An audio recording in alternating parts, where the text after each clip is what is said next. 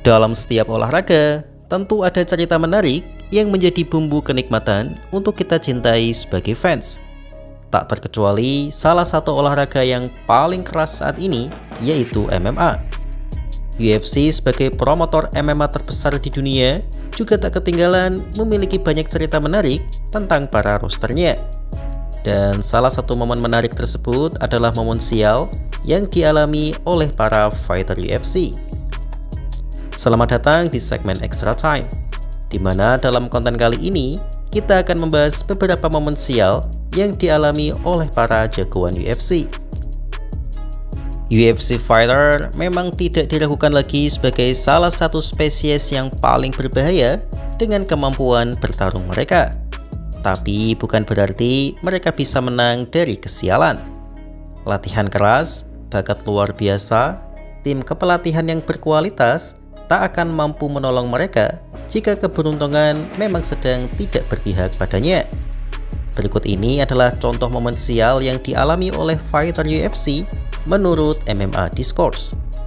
Maybe doing some MMA, we're promoting fights now. Maybe Usyk in MMA, Right. Francis Very good. Ngannou, Ryan Garcia, maybe Tommy Fury. Who would you want to see me fight? Well, I probably Khabib. How about Khabib? I'm down. You know, I think he's been just great. When they say who is the best, I mean, I've had a lot of. Yang pertama tentu tak lain dan tak bukan adalah Jack Della Maddalena. Ya, sepertinya teman-teman sudah bisa menebak sih bahwa mantan juara kelas welter tersebut bisa dibilang sangat apes.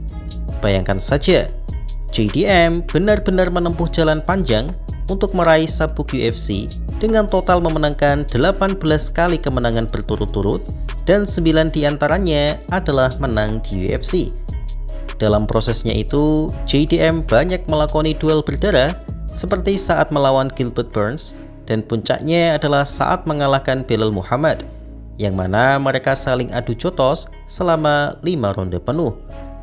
Di saat dia menjadi juara, JDM sudah membayangkan akan memulai mendapatkan bayaran yang fantastis sebagai juara dan memproyeksikan dirinya untuk melawan Shavkat Rakhmonov dan Khamzat Chimaev di kelas middleweight suatu saat nanti. Tapi ternyata takdir berkata lain. Karena setelah ia mendapatkan sabuk dengan susah payah, ia harus menerima kenyataan bahwa lawan pertama dalam title defense-nya adalah Islam Makhachev. Hal ini dikatakan langsung oleh Sean O'Malley bahwa JDM adalah juara yang paling tidak beruntung. Karena saat dirinya menjadi juara dulu, ia diberikan Chito sebagai lawan pertama. Tapi saat JDM menjadi juara UFC, UFC malah memberikannya petarung terbaik di dunia saat ini. Ia pun akhirnya kalah, dan yang lebih parah adalah ia kalah dengan sangat mengenaskan, di mana Makhachev benar-benar mengambil aura dan mentalitas JDM, sehingga di laga setelahnya JDM seperti kehilangan jati dirinya dan dihancurkan dengan brutal oleh Carlos Prates. Baru saja mendapatkan bayaran fantastis, sekarang harus mulai lagi dari bawah. Ya, meskipun kabarnya ia masih mendapatkan bayaran di atas 500.000 US dollar. Tapi kalau ia segera tidak mengembalikan mentalitas bertandingnya dan terus kalah, maka sangat mungkin bayarannya akan terus menurun. Semoga saja JDM bisa comeback stronger. Semangat Jack! Ini berbeda dengan Arman Tsarukyan yang meskipun ia juga bisa dikatakan sial karena harus melawan Islam Makhachev di laga debutnya di UFC, tapi posisinya saat itu bukanlah juara dan tidak sedang digulingkan. Lagi pula, Arman juga mampu memberikan perlawanan ketat, sehingga justru itu menjadi pemicu semangat untuk berkembang. Dan terbukti, Arman Tsarukyan sekarang dikenal sebagai salah satu petarung kelas ringan terbaik di UFC. Ya, Ilia Topuria yang berani melawan Hokit pun juga digosipkan belum berani melawan Arman. Itu kata gosip loh ya, bukan kata saya. Poor JDM, he goes out there, he gets the belt, he wins the belt, and the first title defense is Islam. Fortunate for me, I win the belt. They gave me Cheeto. Woo! We got the game wrapped up on our finger there, fellas. Momen sial selanjutnya adalah Tony Ferguson. Yah, Tony Ferguson dulu juga sudah saya buatkan konten tentang momen nekat dan sialnya saat dioperasi plastik oleh Justin Gaethje. Tapi memang fighter satu ini sering ketiban sial. Insiden sial itu terjadi pada bulan April 2018, di mana saat itu UFC menggelar laga Tony Ferguson versus Khabib Nurmagomedov untuk memperebutkan sabuk undisputed kelas ringan sebagai main event UFC 223. Sejatinya laga tersebut adalah keempat kalinya mereka dijadwalkan dan banyak fans hardcore UFC menantikannya karena akhirnya mereka akan mendapatkan juara baru di kelas ringan setelah ditinggal oleh Conor McGregor. Apalagi mereka yang memperebutkan sabuk juara adalah fighter yang sama-sama layak dengan rentetan kemenangannya. Tapi sayangnya insiden yang tak terduga terjadi. Pada tanggal 30 Maret 2018, Tony Ferguson menghadiri sesi wawancara sebelum pertandingan di salah satu media ternama. Saat Tony sedang bekerja dan berjalan di area set studio yang kebetulan saat itu sedang gelap, Tony tersandung kabel dan merobek LCL-nya.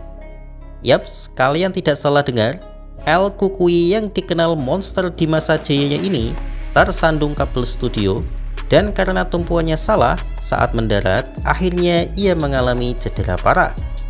Dana White pun langsung memberikan breaking news di tanggal 1 April tentang cederanya Tony Ferguson dan batalnya laga Tony versus Khabib. Awalnya para fans mengira Dana White hanya sedang ngeprank April Move. Ya kali Tony Ferguson yang nendang besi aja gak ada masalah. Masa kesandung kabel aja cedera? Bagaimana mungkin? Tapi ternyata informasinya benar dan batalah laga impian sejuta umat UFC, yaitu Tony Ferguson versus Khabib. Ya mungkin inilah yang dinamakan tidak jodoh.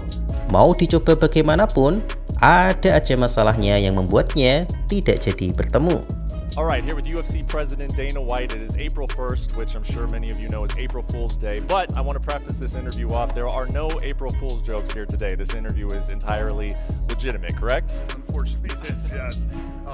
I was calling people today and everybody thought it was an April Fool's joke, but unfortunately it's not.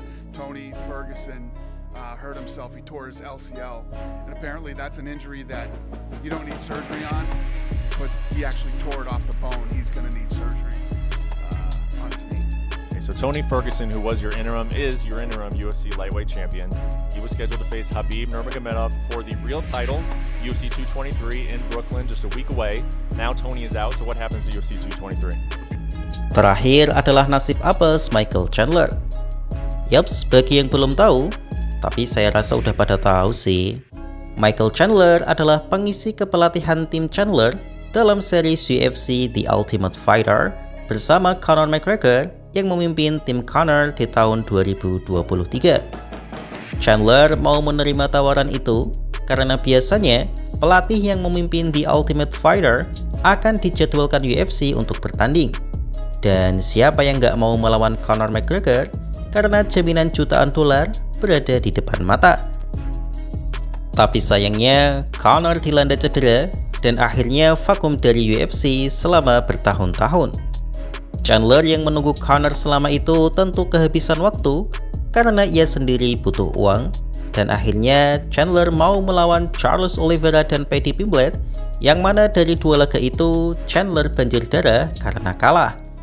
Setelah 3 tahun menunggu, akhirnya Chandler mendapatkan angin segar karena Conor dirumorkan comeback di tahun ini. Tapi endingnya justru UFC memberikan pengumuman bahwa Max Holloway lah yang akan menjadi lawan Conor McGregor di event UFC 329. Sedangkan Chandler sudah terlanjur akan melawan Mauricio Ruffi di event UFC White House. Ya tentu saja Chandler tetap mendapatkan bayaran yang layak, tapi jelas jauh dari ekspektasinya yang mengidam-idamkan mendapatkan bayaran melawan Conor. Justru Max Holloway yang tak pernah kampanye rematch melawan Conor justru mendapatkan jackpot tersebut. Karena itu, banyak meme bertebaran di media sosial tentang malangnya nasib Michael Chandler. Ya kayaknya dalam UFC White House pun Chandler akan di KO oleh Ruffi sih. versus Ellison, Royval versus Kavanaugh, Sandhagen versus Batista, VSD versus Patty Pimblett. July 11th, International Fight Week in the main event. Max Holloway versus Conor McGregor. Krylov versus Whitaker on the prelims. It's a badass card. We got a badass summer coming up. Demikian konten Extra Time kali ini. Gimana nih? Apakah teman-teman memiliki cerita momen sial lainnya? Tulis di kolom komentar ya. Terima kasih.